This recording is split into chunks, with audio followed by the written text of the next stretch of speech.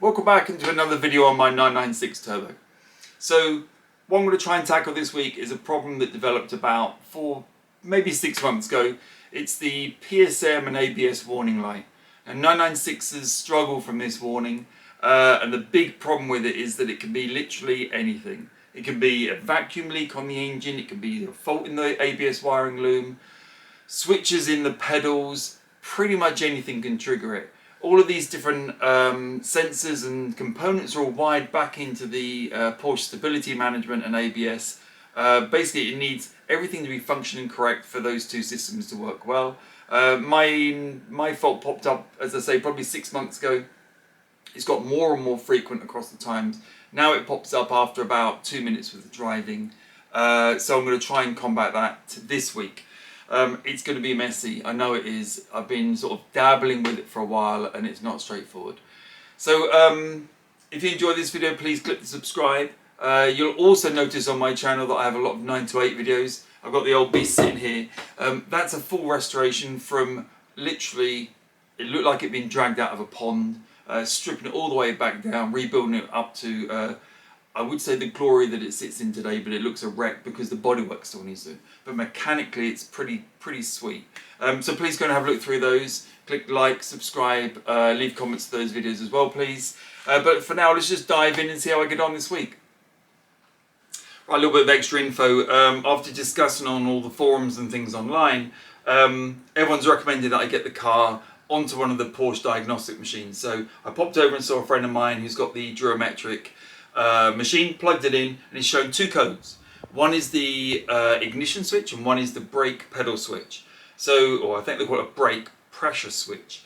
I went ahead and changed the ignition switch. I did video it and then lost all the footage. It is a nightmare to get up under there. I think I've screwed my back up doing it.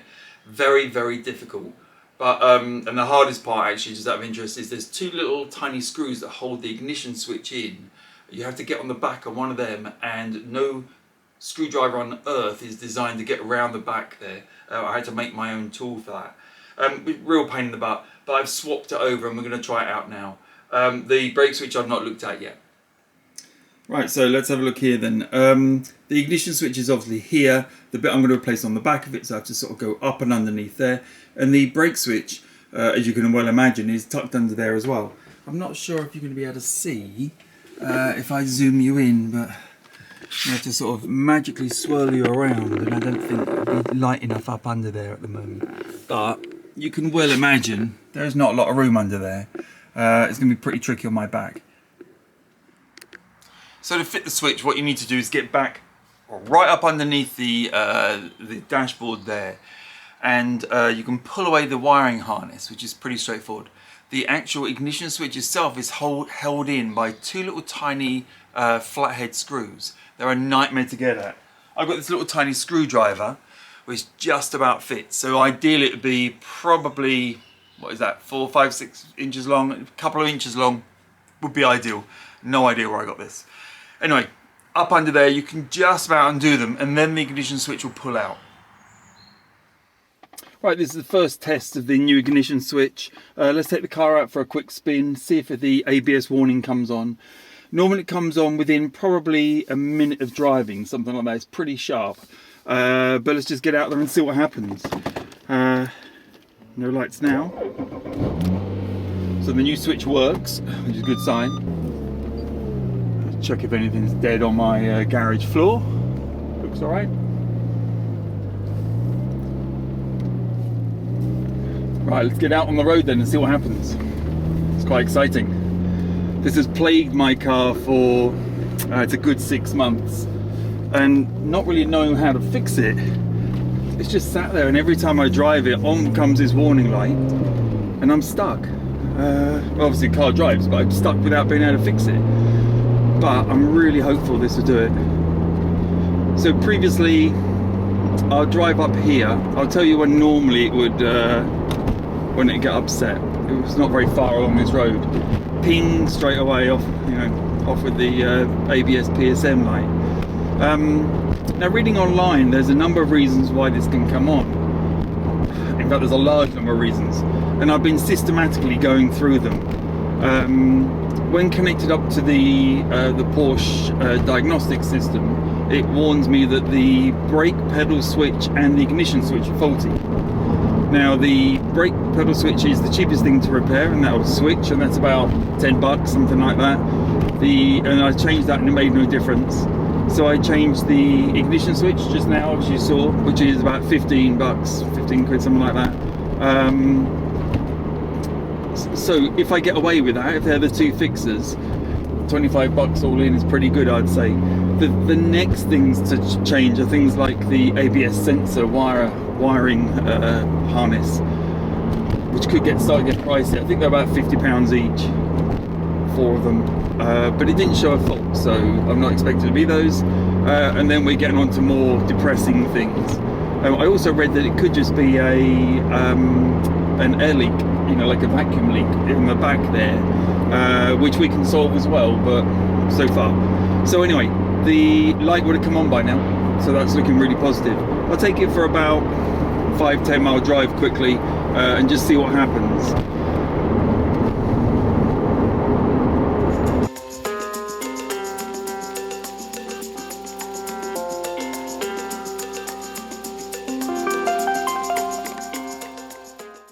I think that's pretty much all I've done on the car, you know, so exhaust, turbos and associated pipes. I've done a couple of services on it, new coil packs, spark plugs, coil packs, oil. I had to mess around with one of the turbo oil rectifiers. They're renowned for getting, and there's the fault. Okay, so it isn't the ignition switch. Damn. Yes, oh dear. Right, it's disappointing with the ignition switch. Round 2, the brake switch. So hopefully you can see that. That's what the brake switch looks like. This one's a cheap one, about, I can't remember, £10, something like that. It's sort of adjustable. You pull it out and it's, I think, it kind of adjusts itself to what it needs to be. So you can hear it sort of clicking as it goes in a bit more. That also, I need to sort of bend my way up under there. It's going to be agony. I did hurt my back last time, so I'm going to try and do it again gently. But we'll try that and see if that's fixing it.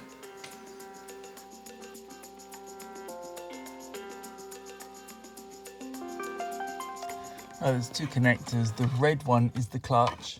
The black one is the brake. Right, that's the clutch switch. So it's got the red connector and the brown bodied switch.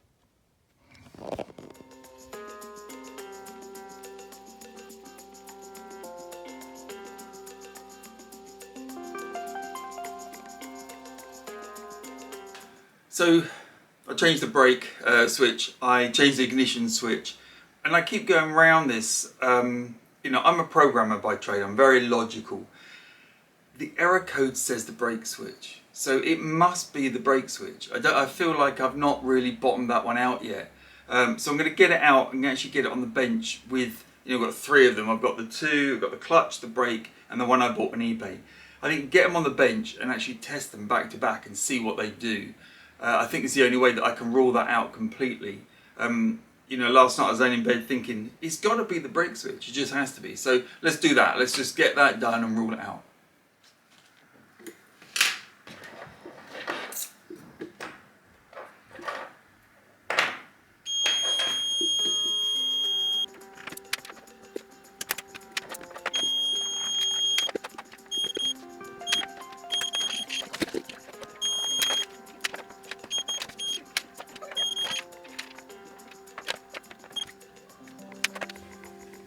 Now I look inside this, I can't quite my hands honest, I can see it's just little bits of metal.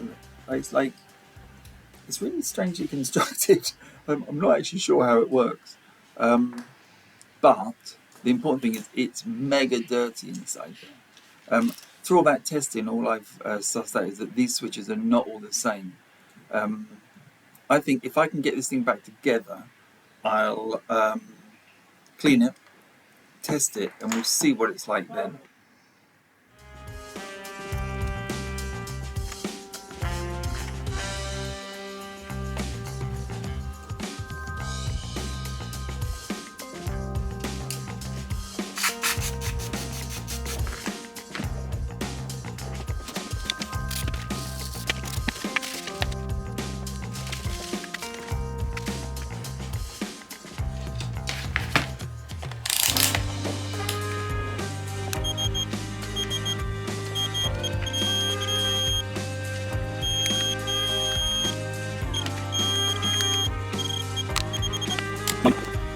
Right, as I showed you, I've been through these switches, sort of testing them. I got 3 of them, so there's the clutch, the brake, and a spare one that I bought to replace either. That spare doesn't perform the same as these two, and in fact these two don't perform the same as each other. The clutch one only you push to make. There's no push to brake on this. The brake one has both push to make and push to brake, which is interesting. I don't know whether it needs to, but you know, whatever, that's how they operate. So what I'm going to do, I've cleaned this one up properly, the clutch one, and I've not taken the brake one apart at all.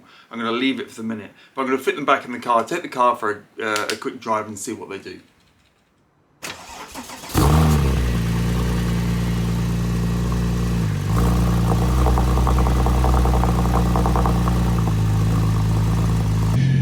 Right, so I fitted those, the brake and the clutch switch back in the car after giving them a bit of a service. I'm hoping that's going to resolve the problem. But let's take the car for a drive and just see whether the warning lights come back up.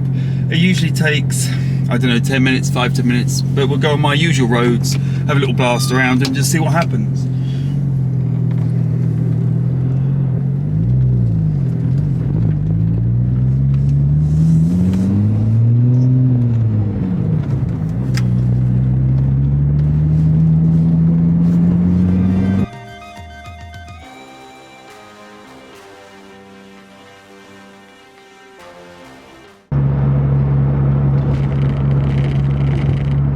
So the earliest I've had the ABS and PSM lights come on is about now, roughly now. You know, I've driven for about a minute, 2 minutes, something like that.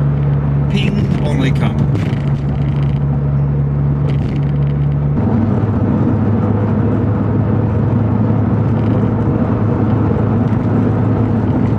Right, and having had those switches apart, sort of looking inside, I can see what they do.